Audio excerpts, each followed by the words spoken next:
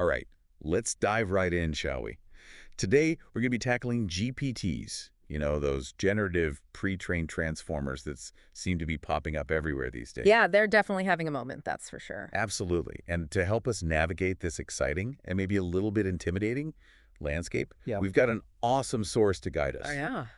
An article by senior technical writer Curt Robbins. That's a great choice. He's a guy who really knows his stuff. I mean, just look at his resume. FedEx, Microsoft, Wells Fargo. Wow, impressive. He's got a deep understanding of the tech world. For sure. So, where do we even begin with these GPTs? What are they exactly? Well, Robbins lays it out pretty clearly in his article. Essentially, they're AI models, but they're not just any AI models. They're specifically built for language. Like, their main purpose is to generate text that sounds like a human wrote it. And they do a pretty darn good job of it, too. Right. It's kind of mind-blowing when you really think about it. It really is. And, a lot of that magic comes from what's called a transformer architecture. Transformer architecture. Yeah. Okay, you're going to have to break that down for me. Sure, imagine you're reading a sentence, and as you read it, you instantly grasp how each word connects to every other word in that sentence. You pick up on the subtle nuances, the context, the whole shebang. Okay, I think I get that. Well, that's pretty much what this self-attention mechanism in GPTs does. Self-attention. Yeah, it allows these models to really understand language and then generate text that's not just coherent, but actually sounds natural and human-like. And on top of that, these models are pre-trained. It's like they've been through an intense boot camp before they even start working on a specific task. So what, like they've been given a crash course in, I don't know, Shakespeare and the Encyclopedia Britannica? Yeah, something like that. They've been fed a massive amount of data, articles, books, code, you name it. And it's this pre-training that gives them this incredibly strong foundation for understanding the nuances of language. So they're like language whizzes. They're powered by these transformers, and they're absolutely loaded with information. But where do they fit in the whole grand scheme of AI? Like, what's their place in all of this? That's a super important point that Robbins makes.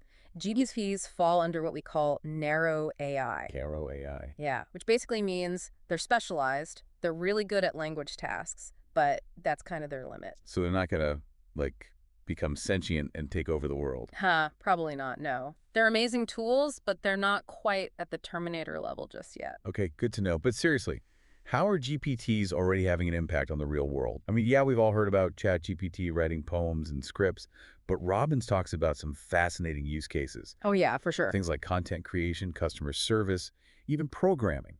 One example that really stuck with me was a company that's using GPTs to automatically generate documentation for their software. Oh, wow. Think about how much time and effort that could save, especially for our listeners in technical writing and documentation. Yeah, no more slogging through every single line of a manual. Right.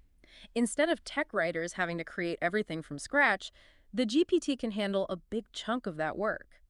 And it frees up the writers to focus on the more complex or creative parts of their jobs. That's like every tech writer's dream come true. It kind of is. It's like having an AI assistant that takes care of all the grunt work while you can focus on the big picture, the strategy and stuff. Exactly. But it's not just about automating tasks. Right.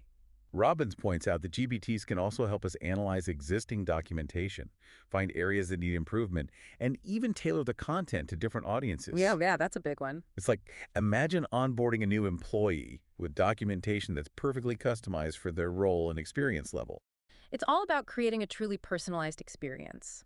And what about translating technical documents into different languages? Ooh, good point. That's a major hurdle for a lot of companies. It is, and GPTs could be a game changer in that area. And then there's the whole world of interactive tutorials and simulations. Imagine being able to make technical information way more engaging and easier to understand. That's like next level learning and knowledge sharing. It really is. It's like we're opening up a whole new world of possibilities. And it's not just about making things easier for us, the writers and developers. It's about making information truly accessible to everyone. It really is exciting to think about all the potential. It is, but with all this talk about GPTs being so amazing, Yeah. we got to be real, right? Robbins doesn't just focus on all the sunshine and rainbows. Yeah. One of the big things he talks about is the need for, us. Humans. Exactly, human oversight. As advanced as these GPTs are, They're still tools at the end of the day. So it's not like they're going to replace us completely. Not even It's close. more like we got to work together. Absolutely. A partnership, you could say. We bring our expertise to the table, our understanding of the audience, our judgment, Exactly. And the GPTs, they handle all the heavy lifting. the data crunching, the first drafts, all that. Yeah, precisely. We need to be in the driver's seat, though, making sure everything aligns with our goals. Our values, too. Of course. And that means being aware of potential biases, too. Oh, yeah, bias. That's a big one.